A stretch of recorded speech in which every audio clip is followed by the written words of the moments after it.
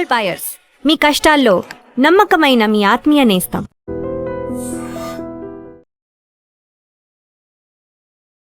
Hi నమస్తే, welcome to iDream media. నేను మీ రొద్దం శ్రీనివాస్. తెలంగాణ స్వరాష్ట్ర సాధన కళ సాకారమయ్యి పుష్కర కాలం అంటే 12 సంవత్సరాలు దిగ్విజయంగా పూర్తి చేసుకుంది. దీనికి సంబంధించి మాట్లాడదాం. స్వరాష్ట్ర పాలనలో తెలంగాణ ప్రజలు ఏం సాధించారు, వాళ్ళు ఏం కొత్తగా తెచ్చుకున్నారు, వాళ్ళు ఏం నష్టపోయారు, గతానికి ఇప్పటికీ పాలనలో ఏమైనా తేడా ఉందా, 10 ఏళ్ల బీఆర్ఎస్ పాలన, 2.5 సంవత్సరాల కాంగ్రెస్ పార్టీ పాలన, వాటి మధ్య ఏముంది అనేది తెలంగాణ ఉద్యమకారురాలు, అదేవిధంగా కవి రచయిత దాసోజు లలిత గారు మనతో ఉన్నారు. నమస్తే లలిత గారు. నమస్తే శ్రీనివాస్ అన్న. అట్లనే ఐ డ్రీమ్ ప్రేక్షకులకి, యావత్ తెలంగాణ ప్రజలందరికీ సామాజిక ఉద్యమ అభినందనాలు. ముందుగా మీకు తెలంగాణ రాష్ట్ర అవతరణ దినోత్సవ శుభాకాంక్షలు. Thank you. ఈ 10 ఏళ్ళు బీఆర్ఎస్ పాలన చూశారు, 2.5 సంవత్సరాలు కాంగ్రెస్ పాలన చూస్తున్నారు. మీరు తెలంగాణ ఉద్యమకారురాలు, అదేవిధంగా మంచి కవి రచయిత, అనేక సామాజిక అంశాల మీద స్పందించిన చరిత్ర మీది. పుస్తకాలు రాశారు, కవితలు రాశారు. మీదైన స్టైల్లో మీ ఇక్కడ ఉన్నటువంటి సమస్యలను ఎత్తి చూపేవారు. మీరు ఏం అబ్జర్వ్ చేశారు? ఆ పాలనకి ఈ పాలనకు ఏం అబ్జర్వ్ చేశారు? సమైక్య పాలనకు స్వరాష్ట్ర పాలనకు మధ్య ఉన్న తేడా ఏంటి? కోరి కొట్లాడి తీసుకొచ్చుకున్నటువంటి తెలంగాణ, ఉట్టిగా రాలేదు తెలంగాణ. 1200 మంది విద్యార్థుల ప్రాణత్యాగాలతో, ఆత్మ బలిదానాలతో తెలంగాణ వచ్చింది. అనేక మంది మేధావులు, కవులు, రచయితలు, పాట పాడేవాళ్ళు, ధూమ్ధాంలు, ఇంతకు మించి సబ్బండ ప్రజలు వేదిక మీదకి ఒక్క తాటిగా అన్ని పార్టీలు కూడా ఆ రోజు ఏకతాటిగా ఒక వేదిక మీదకి వచ్చినప్పుడు రాష్ట్రం ఏర్పడింది. ఇవాళ రాష్ట్రం ఏర్పడిన తర్వాత ఉద్యమ నాయకుడిగా అసలు ఇక అప్పుడు నేషనల్ పార్టీలకి అవకాశం లేదు. ఎందుకంటే ఇక్కడ అప్పుడు మేము బాగా ఇన్వాల్వ్ అయి ఉన్నాం. మనం ఉద్యమం చేసి సాధించుకున్నటువంటి తెలంగాణలో కొంత మేనిఫెస్టో ఒకటి ఉంది. నీళ్లు, నిధులు, నియామకాల పేరుతో ఏదైతే మేము ఆంధ్ర వలస నుంచి విముక్తి కోసం మేము పోరాటం చేసినామో అవి మళ్ళీ ఒక మేనిఫెస్టో రూపంలో ఉద్యమ నాయకుడు చెప్తున్నాడు కదా అని చెప్పి టీఆర్ఎస్కి ఓట్లు వేయడం, గెలిపించడం కూడా జరిగింది. ఆ తర్వాత అంతకుముందు ఉన్నటువంటి పాలన అయినా, ఉమ్మడి ఆంధ్రప్రదేశ్ పాలన అయినా, తర్వాత బీఆర్ఎస్ పాలన అయినా మాకేమి తేడాలు లేవు. అట్లనే ఉంది. ఎక్కడ వేసిన గొంగడ అక్కడే ఉంది. 10 ఏళ్ల పాలన, 9.5 ఏళ్ల పాలనలో ఏం మార్పు లేదు.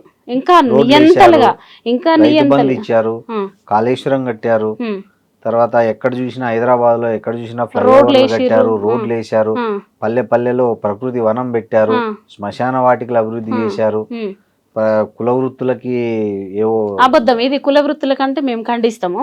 ఎన్ని కులాలకు అది చేపలు అయితే చేపలు, మేకలు కొన్ని చోట్ల ఇచ్చారు, అవి కూడా స్కామ్లే. ఇక రోడ్లు ఎవరి కోసం వేసారు? రోడ్లు ఎవరి కోసం వేసారు? ప్రాజెక్టులు ఎవరి కోసం కట్టారు? నీళ్ళు అదేంది భూమే లేదు మాకు. భూములు ఉన్నాయి, అసలు తెలంగాణలో భూములు ఉన్నాయన్నీ పెత్తందారుల చేతులలో ఉన్నాయి.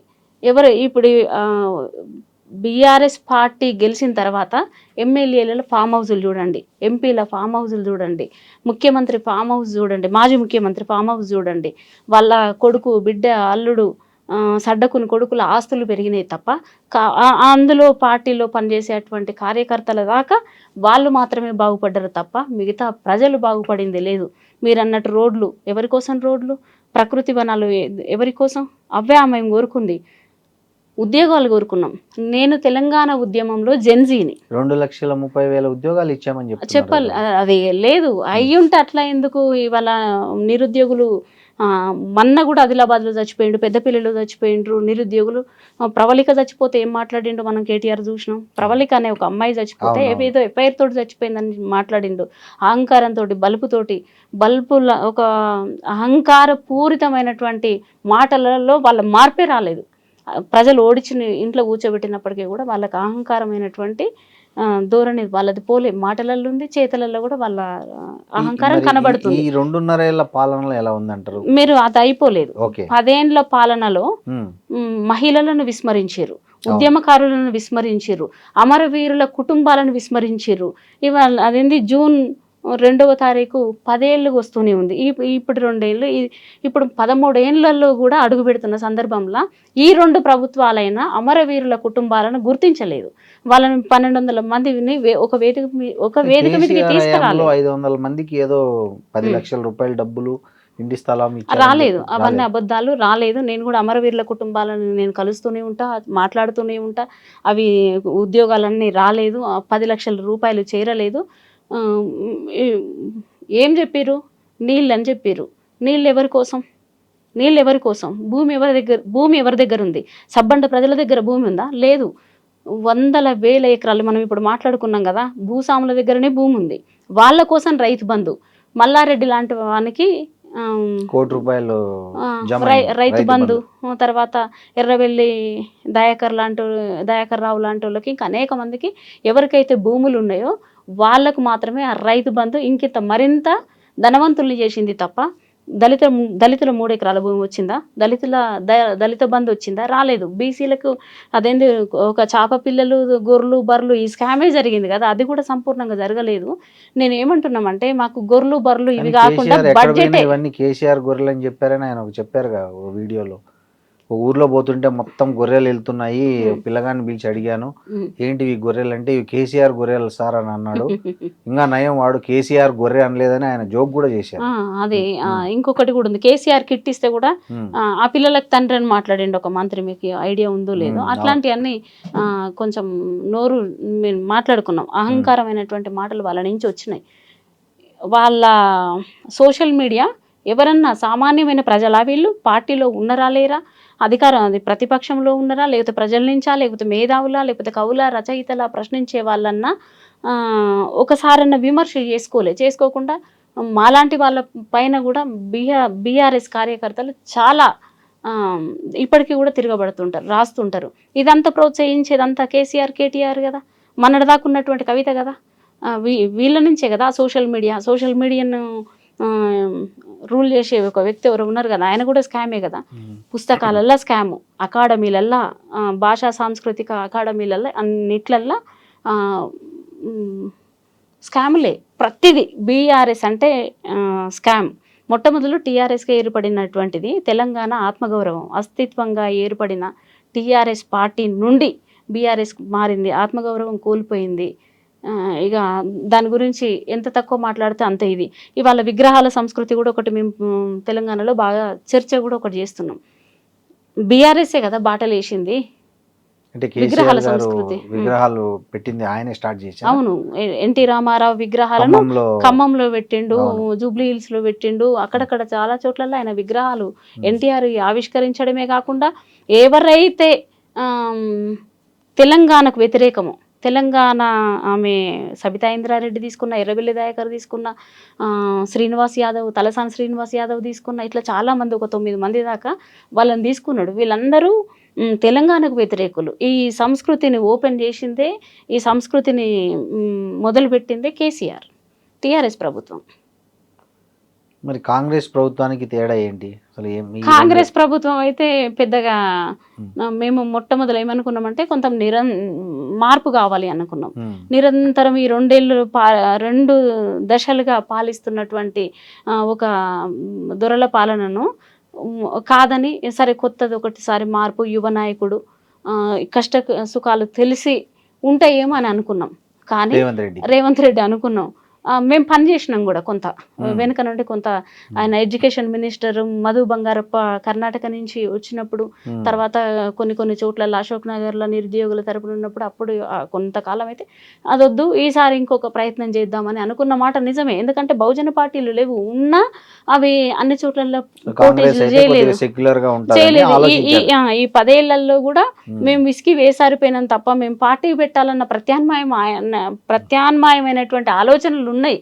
కానీ ఇక అదే గుడ్డిలో మెల్లగా అన్నట్టు లౌకిక ప్రజాస్వామ్యంగా ఉండేటువంటి సోనియా గాంధీ కూడా రాష్ట్రం ఇచ్చింది కదా, ఆయన జోడో యాత్రతో రాహుల్ గాంధీ తిరిగిండు, ప్రియాంక గాంధీ, ఇంతమంది చెప్పిన తర్వాత సరే ఇదొకసారి చూద్దామన్న ఆలోచనతో రేవంత్ రెడ్డిని కూడా అధికారంలోకి తీసుకొచ్చిన తర్వాత ఇతను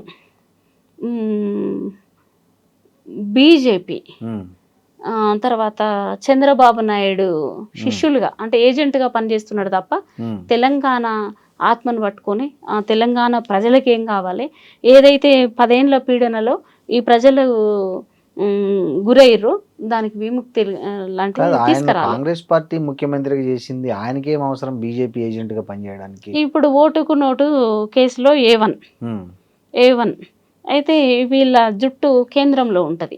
ఇవాళ కల్వకుంట్ల కవిత అయినా రేవంత్ రెడ్డి అయినా వీళ్ళందరూ బీజేపీ ఏజెంట్లు. వీళ్ళందరికీ ఒకటి కాకుండా ఒకటి వీళ్ళ జీవితాలలో తప్పుడు తడకలు ఉన్నాయి.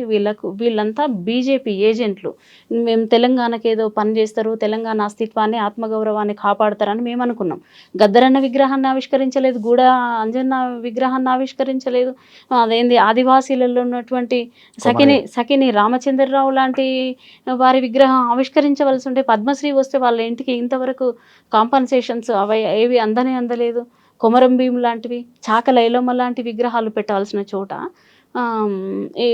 వేరే విగ్రహాలు, రోషయ్య విగ్రహం అంటే తెలంగాణకు వ్యతిరేకమైనటువంటిది, తెలంగాణ నినాదానికి వ్యతిరేకమైనటువంటి వారి విగ్రహాలు తెచ్చిపెట్టడంలో బాలసుబ్రహ్మణ్యం మాకెందుకు? బాలసుబ్రహ్మణ్యం బాగా పాడతాడు, ఆయన పాటను మేమేమి అగౌరవపరచట్లేదు. ఆయనకున్న కిరాయి ఎంతో పైసలు తీసుకొని పాడతాడు. ఆయన ప్రతి సినిమాకి ఇంత అని ఉంటుందో ఫ్రీగా పాడతాడు, అది ఆయన వ్యక్తిగతం. పాట అందరం విన్న వాళ్ళమే, అందరికీ ఇనసొంపే పాట. కానీ మాకు ఇక్కడ తెలంగాణ వచ్చేసరికి ఆత్మగౌరవం అస్తిత్వం పేరిట ఇక్కడున్న జానపదం లాంటి పాటలు, బుర్ర కథలు, అరికథలు లాంటి ఇక్కడ జానపద సంస్కృతి ఒకటి ఉంటుంది. ఆ జానపదాలకు సంబంధించినటువంటి చిందు ఎల్లమ్మ లాంటి విగ్రహాలు ఆవిష్కరించాలి తప్ప తెలంగాణకి అది కదా ప్రతీక. చిందు ఎల్లమ్మ లాంటి జానపద గాయకురాలు, ఆమె ప్రపంచ దేశాలలో కూడా ఆమె గానం వినిపించింది. ఒక మగవాడికి తక్కువ కాకుండా అద్భుతమైనటువంటి గానం ఆమెది. ప్రాచీన సాహిత్యం కదా, ప్రాచీన నాటకాలు కదా అవి. వాళ్ళే కాకుండా బాలసుబ్రహ్మణ్యం విగ్రహం పెట్టడం. ఇప్పుడు ఇన్ని విగ్రహాలు ఇక్కడ పెడుతున్నారు. ఆంధ్రప్రదేశ్లో విగ్రహం ఏమైనా పెడుతారా? గద్దర్ విగ్రహం పెడతారా? సకిన రామచంద్రయ్య గారిది పెడతారా? ఇప్పుడు మనం గూడ అంజన్న గారిది పెడతారా? ప్రొఫెసర్ జయశంకర్ సార్ది పెడతారా? పెట్టరు కదా. మొత్తం ఎందుకు విగ్రహాల సంస్కృతి? మనం నోటితో పనిచేయాలి ప్రజలకు. ఇతర దేశాలలో మీరు టెక్నాలజీ పేరుతోటి 500 స్పీడ్తో వెళ్తున్నటువంటి రైళ్లను చూపిస్తున్నాం మనం. అట్లాంటి దానికి మనము ఆధునీకరింపబడకుండా మనం ఎంతసేపు ఈ ప్రజల్ని విద్య లేకుండా, వైద్యం లేకుండా అనేక రకాలలో నిరుద్యోగాలకు గురి చేస్తూ మరింత పేదరికంలోకి మారుస్తున్నారు తప్ప వీళ్ళ ఎదుగుదల కోసం, రాజకీయ నాయకుల ఎదుగుదల కోసం తప్ప ఇంకేం లేదు. అసలు ఎందుకో అసంతృప్తి మాత్రం ఈ 12 సంవత్సరాలలో మాత్రం మాకు అసంతృప్తి ఉంది. ఇప్పుడు కాంగ్రెస్ పార్టీలో ఒక కమిటీ వేశారు అమరులను గుర్తించమని, కేకే కమిటీ. సో దాని మీద మీ అభిప్రాయం ఏంటి? ఇది ఇప్పటికీ 2.5 సంవత్సరాలు అవుతుంది. మేనిఫెస్టోలో మొదటి అంశాలలో ఇది కూడా ఒకటి. 2.5 ఏళ్ళు అవుతుందా? మీరు చేయాలనుకున్న ఏమో బై ఎలక్షన్, జూబ్లీ హిల్స్లో బై ఎలక్షన్ వస్తేనేమో ఎన్టీ రామారావు విగ్రహం వెంటనే ఆవిష్కరణ చేసినావు. మరి ఇంతమంది అమరవీరుల కుటుంబాలకు సంబంధించి, తర్వాత ఇక్కడ ఉద్యమంలో పాల్గొన్నటువంటి వాళ్ళ కోసం 2.5 సంవత్సరాల ఆలస్యమా? ఇదైనా తాత్కాలికంగా ఉన్నదే తప్ప నాకెందుకో అది ముందుకు పోతుంది, గుర్తిస్తారు, గౌరవిస్తారు అనేది అయితే నాకు నమ్మకం తక్కువనే ఉంది. అందులో కూడా తెలంగాణ ఉద్యమకారులు ఆ కమిటీలో కూడా లేని వాళ్ళు ఉన్నారు. ఎవరు ఆయన? అంటే కేకే తెలంగాణ వ్యక్తే కదా. అయినప్పటికీ కూడా ఆయన ఏమి ఉద్యమాలలో పాల్గొన్నట్టు మనకు లేదు. వాళ్ళ బిడ్డ 10 ఏళ్ళు బీఆర్ఎస్ లో ఉంది, తర్వాత మళ్ళీ కాంగ్రెస్ లోకి జంప్ అయింది. మరి ఇట్లానే ఈయన కూడా అంతే బీఆర్ఎస్ నుంచి వచ్చిండ్రు. ఇంకా రేపు ఇంకో బీజేపీలకు కూడా పోతారు వీళ్ళు, ఏ పార్టీలకైనా పోతారు. ఇట్లా ప్రజల ఎంతసేపు ప్రజల్ని మోసం చేయడం తప్ప ప్రజలకు కాంగ్రెస్ పార్టీ కూడా తెలంగాణ ప్రజల ఆకాంక్షలకు అనుగుణంగా పనిచేయాలి. కేసీఆర్ 10 సంవత్సరాల పాలనల ప్రజల్ని ఎంత నిర్లక్ష్యానికి గురి చేసిండో ఇప్పుడు రేవంత్ రెడ్డి కూడా అంతకంత గురి చేస్తున్నాడు నిర్లక్ష్యానికి. ఇప్పుడు ఏంటి ప్రత్యామ్నాయం? తెలంగాణ ప్రజలకు ఉన్న ప్రత్యామ్నాయం ఏంటి? మరి అది కాదు ఇది కాదు, ఇంకేంటి నెక్స్ట్? What next? పోనీ ఏమన్నా మెడల్ పట్టి ఏదన్నా మెడల్ ఉంచి పని చేద్దామన్నా కానీ ఆ వైపు అట్లా వాళ్ళు కనీసం ఇప్పుడు మన ఆకునూరు మురళి అన్న కూడా మీరు చూసిర్రు, అవును.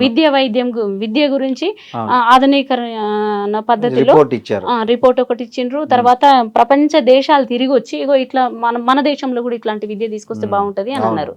మరి దానికి కూడా ఆయన పక్కన పెట్టిండంటే ఇక మీరు చూడండి ఇప్పుడు మన ఆయనే రిజైన్ చేశాడు. రిజైన్ చేయాల్సిన పరిస్థితి ఎందుకు వస్తుంది? ఆయన ఒప్పుకోకపోతే కదా. ఎడ్యుకేషన్ మినిస్టర్ గా నువ్వెందుకుంటావు? నువ్వే హోమ్ మినిస్టర్ గా ఎందుకుంటావు? నువ్వు ఎన్ని పదవులు మీ కింద పెట్టుకుంటారు? మినిస్టరీలో ఎన్ని మీ దగ్గర పెట్టుకుంటారు? మీ దగ్గర కాదు కదా. రేవంత్ రెడ్డి ఏరికోరి తెచ్చుకున్నారు కదా మురళి గారిని. ఆయన ఎందుకు విన్నాడు మాట? ఆయన చూడండి, మీరు 10 సంవత్సరాలు బీఆర్ఎస్ పాలన దిగిపోవాలి అని చెప్పి పనిచేసిన వాళ్ళల్లో ఆకునూరు మురళి కూడా ఒకరు. ఆకునూరు మురళి తాత్కాలికంగా, ఎందుకంటే అప్పుడు కనపడ్డ వ్యక్తి. తర్వాత ఇగో ఇన్ని విషయాలు ఉన్నాయి అమల్లోకి తీసుకురావాలని చెప్పిండు ఆయన. కొన్ని ఆయన కూడా తప్పుడు రిపోర్ట్లు ఇచ్చిండు. ఆకునూరు మురళి కూడా కొంతమంది టీచర్ల పైన ఇట్లా మాట్లాడడం అదైతే సరైనది కాదు. తర్వాత రిపోర్ట్స్ కొన్ని అదేంటి ఇంటర్ విద్యను స్కూల్గా చేస్తా అని చెప్పిండు కదా, బడి విద్యగా మార్చాలని కూడా చెప్పిండు. అట్లాంటి ఇంకేమీ ఉండేనో మనకు ఆయన రిజైన్ చేసినప్పుడు చెప్పాలి. 34 సిఫారసులని బయట పెట్టలేదు కదా ఆకునూరి మురళి గారు. ఓపెన్ పబ్లిక్ డొమైన్ లో పెట్టారు. డొమైన్ లో పెట్టారు కానీ ఒక ప్రెస్ మీట్ పెట్టి ప్రజలకు వివరించడం సాధ్యం కాదని పబ్లిక్ డొమైన్ లో పెట్టారు. ఎవరైనా దాన్ని ఆయన కూడా బాధ్యతాయుతంగా ప్రజలకు చెప్పవలసినటువంటి అవసరం ఉండే. డొమైన్ లో సాధారణమైన ఒక మారుమూలలు ఉన్న వాళ్ళు చూసుకోలేరు కదా. ఇట్లా ఆయన ఒక ప్రెస్ ఇక అది కేసు రేవంత్ రెడ్డి గారికి నచ్చవు కదా. ఆ డొమైన్ లో ఉన్నటువంటి అనేక విషయాలు, సిఫారసులో ఉన్నటువంటి అనేక విషయాలు ప్రజలకు మేలు చేసి ఒత్తిడి చేయట్లేదు కదా రేవంత్ రెడ్డి గారిని. అమలు చేయండి అని ఆయన రిపోర్ట్ ఇచ్చాడు, ఆయన పని అయిపోయింది అంతే కదా. ఆయన ఒత్తిడి చేయలేదు కదా. ఇప్పుడు మనకు ఉస్మానియా యూనివర్సిటీకి కూడా 1000 కోట్లు అని చెప్పిండు. అవును, ఇచ్చిండే డబ్బులు ఇవ్వలేదు కదా. ఈ రోజు వరకు ఇవ్వలేదు. అక్కడ ఉన్నటువంటి ఎక్కడే ఉన్నాయి కదా. ఇప్పటికీ కూడా అన్నం బాగాలేదని, ఇప్పటికి కూడా చారు బాగాలేదని, బాత్రూమ్లు లేవని, మహిళలకు అయితే ఆడపిల్లలకు బాత్రూమ్లు లేవని, హాస్టల్లో ఇబ్బందులు ఉన్నాయని, ఇంకా గురుకుల పాఠశాలలలో చచ్చిపోవడం చూస్తూనే ఉన్నాం కదా. ఈ పిల్లలు అనేసరికి చాలా నిర్లక్ష్యం. పిల్లలు బడి పిల్లలే కదన్న నిర్లక్ష్యం. అందులో ఉండేది ఎవరు? పేద పిల్లలు, కూలినాలు చేసుకునేటువంటి పిల్లలు, పేద పిల్లలు ఉంటారు కదా. ఈ పేద పిల్లలకు ఓటు ఉండదు కనుక అంత నిర్లక్ష్యానికి గురి చేస్తుంటారు. మాట అన్నారు, కేసీఆర్ మహిళలను అస్సలు పట్టించుకోలేదు, కనీసం మంత్రి పదవులు కూడా ఇవ్వలేదు, ఇచ్చిన వాళ్ళని కూడా సమైక్యవాదులను అక్కడ వాళ్లకు ప్రభుత్వంలో పనిచేసిన వాళ్ళని ఓ మాట అన్నారు. రేవంత్ రెడ్డి గారి గవర్నమెంట్ లో 2 మహిళా మంత్రులు ఉన్నారు. వాళ్ళు ఏం చేస్తున్నారు మహిళల కోసం? నాకైతే మహిళలు ఉన్నట్టే అనిపిస్తలేదు. నిజమా? నాకైతే ఉన్నట్టే అనిపిస్తలేదు. ఉద్యమ నాయకురాలు ఎవరు? ఉద్యమ నాయకురాలు సీతక్క ఉద్యమ నాయకురాలు అయితే ఇన్ని విషయాలపైన తెలంగాణలో ఇంతమంది మాట్లాడుతున్నాం. చాలా మంది, సరే కొంతమంది ఆమెకు దగ్గర ఉన్నారేమో. షర్మిల దగ్గర వేయించినటువంటి ఒక అక్క ఆమె దగ్గరగా కనబడుతుంది, లేకపోతే ఇంకా కొంతమంది కనపడతారు. సరే అయినప్పటికీ కూడా ఒక తిరుగుబాటు అంటే ఒక విప్లవకారినిగా, ఒక నక్సలైట్ ఉద్యమంలో నుంచి వచ్చినటువంటి ఒక అక్కకు అనేక విషయాలు అర్థమైతాయి. సామాన్య ప్రజలలో ఉండేటువంటి కష్ట నష్టాలు, కష్ట సుఖాలు, సుఖ దుఃఖాలు ఇవన్నీ తెలుస్తాయి కదా. అక్క మంత్రి అయినందుకు మేము చాలా సంతోషపడ్డాం. ఇవాళ ఆశా వర్కర్లది కానీ, తర్వాత మన అంగన్వాడీల సమస్యలు ఎక్కడే ఉన్నాయి. మాకైతే పెద్ద ఉనికి అయితే అక్కది కనపడతలేదు. ఎందుకంటే ఇప్పుడు సీతక్కైనా కొండ సురేఖైనా ఈ ఇద్దరు రేవంత్ రెడ్డి డైరెక్షన్ లోనే పనిచేయాలి తప్ప వీళ్ళకి స్వతంత్ర నిర్ణయాలు తీసుకోరు కనుక స్వేచ్ఛ ఉండదు. కాకపోతే మాకు అభ్యంతరం కూడా ఉంది. ఎందుకు? మీరు మాట్లాడండి, 5 6 పోతే 3 కదా, మీరు మాట్లాడాలి. మీరు కోటి పోతే తుమ్ము తీసిపోయి ఇలాంటి పదవులు మనకెందుకు? వాళ్ళ ఒకప్పుడు ఇవాళ కాదు సమ్మక్క సారక్క రాజ్యం చూసిన వాళ్ళం, చాకలైలమ్మ పోరాటం చూసిన వాళ్ళం. నిన్నగాక మన బెల్లి లలితక్క చచ్చిపోయి 27 సంవత్సరాలు చచ్చిపోయి కదా, ఆమె రోగం వచ్చో రొస్ట్ వచ్చో చచ్చిపోలేదు, నరకబడ్డది లలితక్క. ఇన్ని వందలాది త్యాగాలు. ఇక్కడ నిన్న మన సువర్ణ కూడా చచ్చిపోయింది తెలంగాణ ఉద్యమం కోసం. ఇట్లాంటి వాళ్ళందరినీ మీకెందుకు? మంత్రి పదవులు ఉన్నప్పుడు ఈ ప్రజలు ఎందుకు గుర్తుకురారు? కూలినాలి తల్లులు ఎందుకు గుర్తురారు? ఇవాళ అది కుట్టు మిషన్లు ఇస్తామని చెప్తుండ్రు. రేవంత్ రెడ్డి భార్య కుడుతుందా మిషన్లు? మరి మనం మా పేద ప్రజలు మాత్రమే ఇవెందుకు అని ఆలోచన చేయాల్సినటువంటి బాధ్యత ఈ అక్కల మీదనే ఉంది. కుట్టు మిషన్లు అది ఇంకొకటి 100 రూపాయల చీరలు. ఈ చీరలు కేసీఆర్ వాళ్ళ కుటుంబం కట్టుకోలేదు, రేవంత్ రెడ్డి కుటుంబం కట్టుకోదు. రేవంత్ రెడ్డి మంత్రివర్గంలో కొట్టుకుంటున్నారు జనం. మరి ఇక్కడ ఎవరిని తప్పు పట్టాలి? తప్పు తప్పు అసలు ఆ చీరల కోసం కాదు. ఉమ్, ఇవాళ ప్రజలు ఏమాకాంక్షిస్తుర్రంటే 2 దఫాలుగా ఉన్నటువంటి 12 ఏళ్ళుగా నిరక్షరాస్యులుగా ఉన్నటువంటి పిల్లలకు చదువు కావాలి అని అంటారు. ఇంకా నిరక్షరాస్యత ఉందా అని మీరు అడుగుతుండొచ్చు. ఉంది. నేను పెద్దపల్లి జిల్లాలో నిన్నగాక మొన్న ఒక వారం రోజుల క్రితం నేను పోయినా. అక్కడ పిల్లలు బడిలోకి పోతలేరు. ఎందుకు బడికి పోతలేరు అని నేను అడిగిన. కనీసం మంచి బట్టలు వేయడానికి కూడా పరిస్థితి లేదు, కూలి దొరుకుతలేదు. ఎందుకు కూలి దొరుకుతలేదని నేను అడిగిన. అంటే వరికోత మిషన్లు వచ్చినాయి కదా, Correct. వరికోత మిషన్ల వల్ల అది నిజమే, ఆ ఇది కూలి ఒక కూడా పెద్ద- దొరుకుతలేదు. పరిగె కూడా ఏరుకోవడానికి పరిగె దొరుకుతలేదు. భూమి లేదు, సరైన ఇల్లు లేవు. అసలు ఏం చేయాలి ఈ స్త్రీలకు? పరిస్థితి ఇంతవరకు ఎవరు హ్మ్. ఎస్టాబ్లిష్ కాలేదు. కాలేదు. చాలా మంది వ్యవసాయ కార్మికులు ఉపాధి కోల్పోయారు హ్మ్. ఈ యంత్రాలు వచ్చిన తర్వాత. హ్మ్. వాళ్ళకి చెరువుల ప్రత్యామ్నాయం పూడిక లేదు. చెరువుల వాళ్ళకి పూడిక ప్రత్యామ్నాయం లేదు. అవును, ప్రత్యామ్నాయం లేదు. చెరువులు పూడిక తీయడానికి అనంటే ఉమ్, చెరువులు పూడిక తీసేది ఒక పని దొరికేది. బండ్లు ట్రాక్టర్లు కాకుండా కొంత ట్రాక్టర్ పని ఉండి కొంత బండ్ల పని ఉన్నప్పుడు ఎద్దుల కూడా బండి, అవును. అది కొంత పని దొరికింది. ఇప్పుడు ఏ పని దొరుకుతలేదు. భూమి ఒక పక్క భూమి లేదా, ఇటు కానీ వృత్తి. hostels అన్న మీరు వినాలి. ఉమ్. ఒకవైపు వృత్తి లేదు, ఉమ్, కుల వృత్తులు అంటే అవును. మళ్ళా కులం అని రావద్దు. మేము రాజ్యాంగంలో ఉమ్, బ్యాక్వర్డ్ తరగతులు అంటే వెనుకబడ్డ తరగతులు, మేము కులం కాదు. అవును. ఎవడన్నా మాట్లాడితే మమ్మల్ని కులం మాట్లాడుతుంది, కులం మాకు కాదురా భయ ఉంది, కులం మీకుందని నేను చెప్తున్నా. ఉమ్, అయితే దాసోజు లలిత అంటే కులం మాట్లాడుతుంది అని చెప్పి ఓ పాట కూడా రాసిండు ఒక ఆయన. ఉమ్, నేను ఏమంటున్నా అంటే కులం కాదు మాది, బ్యాక్వర్డ్ తరగతులు, మేము వెనుకబడ్డ తరగతులము, మేము ఎంబీసీ బిడ్డలము, మా ఈ వృత్తులు ఉన్నాయి, ఈ వృత్తిని బట్టి మా కులాన్ని గెజిట్లలో రాసిరు తప్ప ఆ షెడ్యూల్ కులాలు అవి ఉన్నాయి తప్ప, వాళ్ళ కులాలు తర్వాత ఓసీలు కులాలు తప్ప మేము కులాలు కాదు. అయితే వృత్తులు పోయినాయి. ఇప్పుడు కమ్మరుల వృత్తులు పోయినాయి, సకల వృత్తులు పోయినాయి. ఒక దాదాపుగా ఐడెంటిఫై చేసేటువంటి ఒక 34 కుల వృత్తులు మాత్రం అవి నిర్వీర్యం అయిపోయినాయి. ఆ నిర్వీర్యమైనటువంటి కులాలల్లా మహిళలు, ఇగో నేను మన చెప్పిన, నేను వెనుకబడ్డ ప్రాంతాలకు చాలా చోట్లకు, ఇగో ఇప్పుడు మన ఇంటర్వ్యూకి కూడా ఇంత గ్యాప్ రావడానికి ఇదే కారణం. నేను చివరి అంటే చాలామంది బీసీ సంఘాలైనా లేకపోతే కుల సంఘాలు ఏవో సంఘాలు ఉంటాయి కదా, పార్టీలైనా హైదరాబాద్ 100 కిలోమీటర్ల పరిధి ఉన్నటువంటి వాటిని మాత్రమే డెవలప్ చేసుకుంటాయి. ఇక ఇంకా చివరిగానే ఉండిపోతాయి. అయితే అక్కడికి వెళ్ళినప్పుడు చదువు లేదు. ఎందుకమ్మా మీరు బడికి తోలలేదు? 3 అతుకుల చీరలు కట్టుకుంటున్న తల్లులు కనబడ్డారు.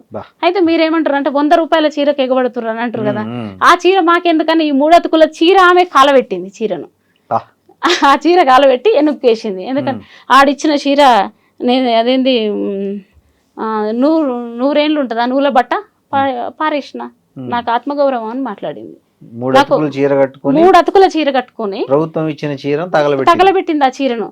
ఏందమ్మా అంటే మేము ఆ గుడ్డలు గబ్బా మేము వాటి కోసం అనుకున్నామా, మీరు అక్కడ తెలంగాణ ఉద్యమం చేస్తుండ్రు, మేము ఇక్కడ సాయుధ రైతాంగ సమయంలో మేము అన్నం పెట్టినాం, చాలా మందికి ఈడికి వస్తాయి, వాళ్ళందరికీ మేము బువ్వ పెట్టినాం, మీరందరూ అక్కడ ఉద్యమాలు చేస్తుంటే మేము రూపాయో పావులో లేకపోతే మాకు తోచిన అన్నమో అడుక్కొచ్చో మేము అన్నం పెట్టినామని మాట్లాడిన ఆ తల్లులు ఇవాళ మాకు ఆ గుడ్డొద్దు అంటే బట్టను ఇక్కడ చీరను అట్లా అంటారు. ఆ చీరను తగలబెట్టి ఎనుగు మీద వేసింది. కళ్ళ నీళ్లు కాదు కదా, కళ్ళు ఉట్టి చెమ్మగిల్లడం కాదు, దారాలు గారినటువంటి సందర్భం. అన్న 3 అతుకుల చీర కట్టుకొని అంటే పెద్దపల్లి జిల్లాలో, పెద్దపల్లి జిల్లా. తర్వాత నేను ఒక ఉద్యమకారుడి తల్లి చచ్చిపోతే వెళ్ళిన సందర్భంలో నేను అక్కడ ఆగిన, చాలా చోట్లలో ఆగిన. ఎందుకంటే కొయ్యలు లాంటి అది వరికోత కోసిన తర్వాత ఇంత కొయ్యలు ఉన్నాయి, అది తగలబెడుతుంటే ఎనుగంతా తగలబడుతుంది. తర్వాత మంచి చెట్లు చచ్చిపోతున్నాయి.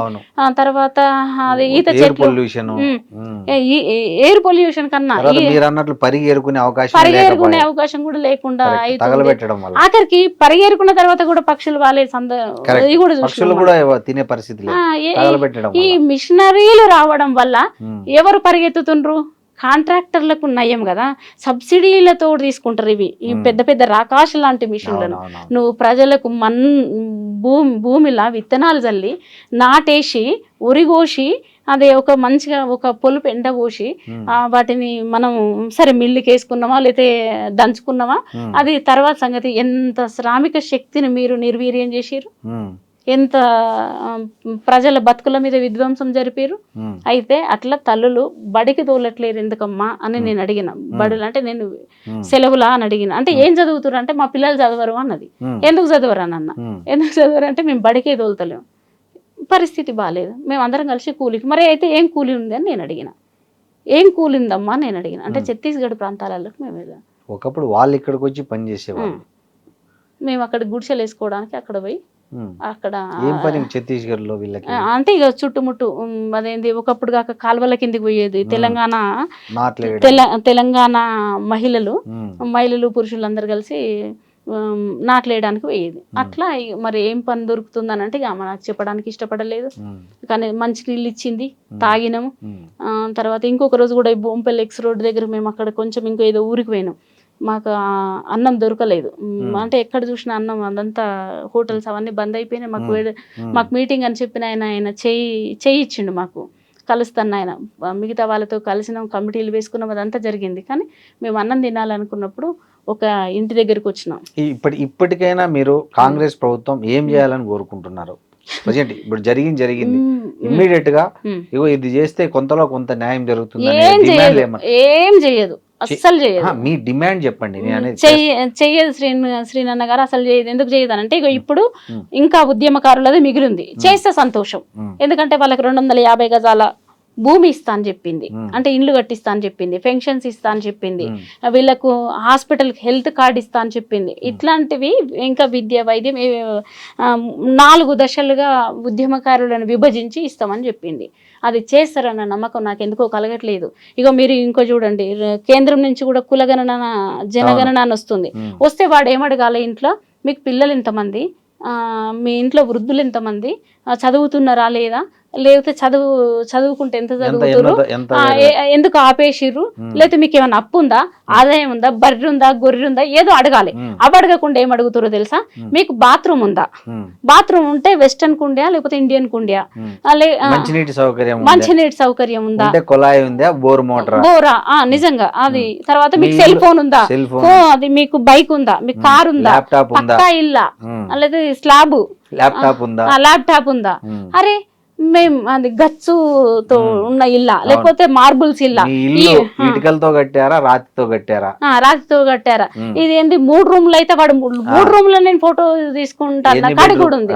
ఎన్ని బెడ్రూమ్ కిచెన్ ఒకటి తప్ప మాకు మిగతా చెప్పాలంటాడు, లెక్క చెప్పాలి. వంట చేరుకు వాడుతున్నారా, గ్యాస్ వాడుతున్నారు అంటే ఈ లెక్కలు దేనికోసం,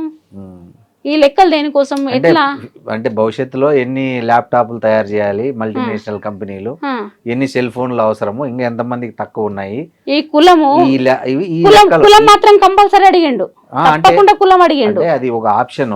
సో ఈ డేటా అంతా మల్టీనేషనల్ కంపెనీకి ఇస్తే, ఓహో ఇండియాకి ఇన్ని ల్యాప్టాప్లు కావాలి, ఇండియాకి ఇన్ని స్మార్ట్ ఫోన్లు కావాలి, ఇండియాకి ఇన్ని టీవీలు కావాలి, 180 దేశాల కాంట్రాక్ట్, ఇండియాలో ఇన్ని టైల్స్ మనం వ్యాపారం చేసుకోవచ్చు, ఇంత సిమెంట్ అవసరము, ఇంత వెస్ట్రన్ టాయిలెట్స్ మనం ప్రొడక్ట్ చేస్తే మనకి ఇంత లాభం వస్తుందని వాళ్ళకు ఈ డేటా బాగా కరెక్ట్ గా ప్లానింగ్ అదానీలకు, అంబానీలకు, జిందానీలకు ఇవ్వడం కోసం తీసుకున్నటువంటి డేటా. నాకు కూడా అట్లనే అనిపించింది.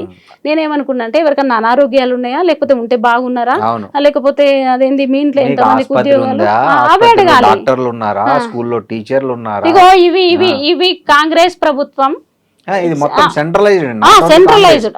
ఇది కేంద్ర ప్రభుత్వం డేటా. ఇది అన్ని రాష్ట్రాల్లో సేమ్ క్వశ్చన్స్. వీళ్ళు కూడా జనాభా లెక్కలకు వచ్చినప్పుడు, బీసీ లెక్కలు సెన్సెస్ అప్పుడు సెన్సెస్ సమయంలో వీళ్ళు కూడా ఇదే అడిగారు.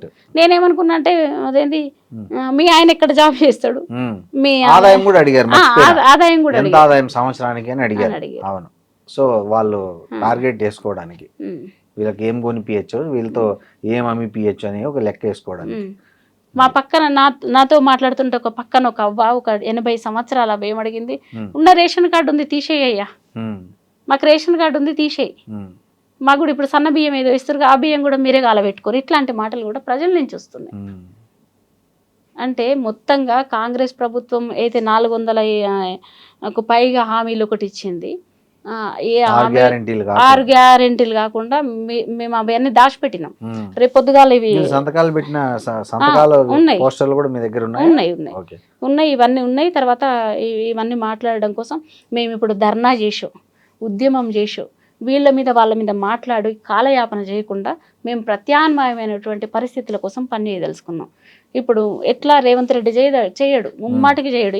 ఇప్పుడు ఈయన చేయి కూడా చాలా దాటిపోయింది. కేంద్రం మోడీ చేతిలో ఉన్నాడు. మీరు మొన్న మోడీ అదేంది జనాగ్రహ సభట, అరే కేంద్రం నీది, అధికారంలో ఉంది, జనాభా ఆగ్రహం అంటే ఎట్లా? మోడీ డీలిమిటేషన్ గారు యాక్చువల్ గా బండి పార్థసారథి రెడ్డి గారి హాస్పిటల్ ఓపెనింగ్ ఓపెనింగ్ వచ్చారు. వచ్చిండు. కానీ ప్రధాని ఆయన ఈడీ కేసులు ఉన్నాయని వచ్చి హాస్పిటల్ ఒక్కటే ఓపెన్ చేస్తే బాగుండదు, విమర్శలు వస్తాయని ఊరికే పేరుకు సభ పెట్టారు. సభ అసలు జనాగ్రహ సభ. వచ్చింది మోడీ గారు అసలు లక్ష్యం ఏంటంటే ఆయన హాస్పిటల్ ఓపెన్ చేయడం ఆయన టార్గెట్. అందుకు వచ్చారు అనేది నాకున్న సమాచారం. అదే అందరికి ఇదే సమాచారం ఉంది. మేము అందరం కూడా అదేంది ఆలోచిస్తున్నాం. ఇవాళ కొత్తగా జెన్జీ కూడా ఒకటి మొదలైంది కదా. సరే జిర్రల పార్టీ అంటే అది అక్కడ పెట్టిన తర్వాత కూడా మిగతా రాష్ట్రాలలో పిల్లలు కూడా కాక్రోచ్ జనతా పార్టీ అది సరే అది జనంలోకి వచ్చి రక్త మాంసాలతో కలిసినటువంటి మనసులను సమీకరించి అది ఉద్యమం లాగా తీసుకొని అది పార్టీ లాగా మారితే సంతోషం, వాళ్ళకి అభినందనలు కూడా. మళ్ళీ ఇదే ఎట్ ది సేమ్ టైం తెలంగాణలో అయినా ఇతర రాష్ట్రాలలో అయినా యువత ఆలోచిస్తారు, ఎందుకు ఈ కాక్రోజ్ పార్టీ ఒకటి వస్తుంది, మరి మనం కూడా తెలంగాణలో ఉన్నాం, మన బాధ్యతలు ఏంటి, మనం చేయాల్సినటువంటి పనులు ఏంటి అని చాలామంది పిల్లలు అనేక మంది సమాయత్నం అవుతారు. మాకు అందని ఒక పెద్ద హోటల్ అది, నేను పేరు కూడా చెప్పాను, కొంచెం దాన్ని అట్లా ఉంచుదాం. ఒక పెద్ద హోటల్లో నాకు తెలియదు మనిషికి ఇంత పైసలు వేసుకొని ఓ పెద్ద ఎత్తున పిల్లలు ఒక సమావేశాన్ని పెడితే నేను అతిథిగా వెళ్ళిన. పిల్లల సమావేశం జెన్జీ అంత 25 ఏళ్ల లోపల పిల్లలు, అద్భుతమైన ఆలోచనలు, చుండూరు కారం చెడు విషయాలు కూడా మాట్లాడారు ఆ పిల్లలు. బాబాసాహెబ్ విషయాలు మాట్లాడారు. ఇక కుల సంఘాలు చేసినటువంటి ఒక తప్పు, సావిత్రిబాయి తర్వాత పూలే హాస్టల్ పెడతా అని చెప్తే ఆర్ కృష్ణయ్య లాంటి వాళ్ళ ఆ పేరుతో హాస్టల్ పెట్టొద్దని చెప్పి వ్యతిరేకించిన సంగతి నాకు అక్కడ పోయే వరకు కూడా తెలియదు. అంటే వాళ్ళు చాలా అవగాహనతో అనేక విషయాలను క్షుణ్ణంగా అధ్యయనం చేశారు. రేవంత్ రెడ్డి లెక్క ఏంటి, కేసీఆర్ అంచనా ఏంటి, మళ్ళా వాళ్ళ తర్వాత వచ్చే కేటీఆర్ ఏంటి, కవిత ఏంటి, తర్వాత ఈ రఘునందన్, అంటే అన్ని పార్టీలలో ఉన్న వాళ్ళంతా దొంగలు అని చెప్పారు. అరే ఈ పిల్లలు మేము చెప్పినట్టు జనరలైజ్ భాషలో దొంగలు అనకుండా వాళ్ళు ఇంకేం చెప్పారంటే, ఇగో జైలుకు పోయి వస్తే తప్పులు చేసి జైలుకు పోయి వస్తే మేము ఈ రాష్ట్రానికి నాయకులం అవుతాం అన్నటువంటి ఒకటి ఉంది కదా. వాళ్ళు కాదు మాకు కావాల్సింది, మేము కావాలి, మేమే మచ్చలేని వాళ్ళం, ఉద్యమం కోసం పోరాడి తర్వాత ఉద్యమంలో కేసులు అయినటువంటి వాళ్ళు కదా. ఇప్పుడు తెలంగాణ ఉద్యమంలో మన కేసులైన వాళ్ళు కదా. మచ్చుకో కోట శ్రీనివాస్ ఉన్నాడు, కంచర్ల భద్రు ఉన్నాడు, జిల్కర్ శ్రీనివాస్ ఉన్నాడు, ఆయన రూమ్ తగలబెట్టినటువంటి నల్లిగంటి శరత్ ఉన్నాడు, అదేంది డాక్టర్ అవ్వారు వేణు ఉన్నాడు. తర్వాత వీళ్ళంతా యువతనే, ఆ రోజు మాతో పాటు పాల్గొన్న వాళ్ళే కదా ఉద్యమాలలో, వాళ్ళతో మాతో వాళ్ళు ఉన్న వాళ్ళే కదా. ఇట్లా అంటే మచ్చుకు ఒక 2-3 మాటలు మాట్లాడుకుంటే యువ రాజకీయాలు ఎట్లా చేయాలి, ఏం చేస్తే బాగుంటుంది అన్న దాంట్లో ఇగో ఇంకా ఏ ప్రభుత్వాలకు అమ్ముడు పోని వాళ్ళల్లా ఊపా కేసులు 1 కాదు 2 కాదు, కంచర్ల బద్రి పైన 10 కేసులు ఉన్నాయి. ఒక 3 కేసులు మన వరంగల్ లేదు పోయినట్టున్నాయి.